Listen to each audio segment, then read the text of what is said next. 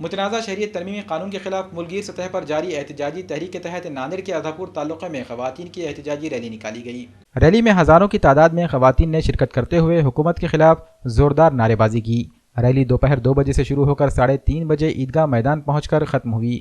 Rally میں مسلم خواتین کے علاوہ غیر مسلم خواتین نے بھی شرکت کی اور شہریت ترمیمی قانون کے خلاف برہمی کا اظہار کیا۔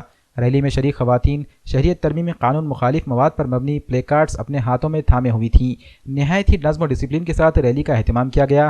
اختتامی مرحلے میں ریلی جلسے میں تبدیل ہو گئی۔ جلسے کی قیادت کر رہی ذمہ دار خواتین نے اپنے تاثرات ظاہر کرتے ہوئے کہا کہ شہریت ترمیمی قانون ایک کالا قانون ہے۔ اس قانون کے ذریعے حکومت مسلمانوں کو ملک سے بے دخل کرنے کے ناپاک ارادوں کو پورا کرنا چاہتی ہے۔ اگر آپ کے نام میں سید ہے اور اس سید میں ایس وائی ہے کسی چیز میں اور کسی چیز میں سارے زور شور سے بجائے جا رہے ہیں، مستقبل کے راستے دھندلے نظر آ رہے ہیں، بس گھبرائیے مت، ہمارا ایمان اتنا کمزور نہیں ہے، ہم ہر باطل کے خلاف کھڑے رہیں۔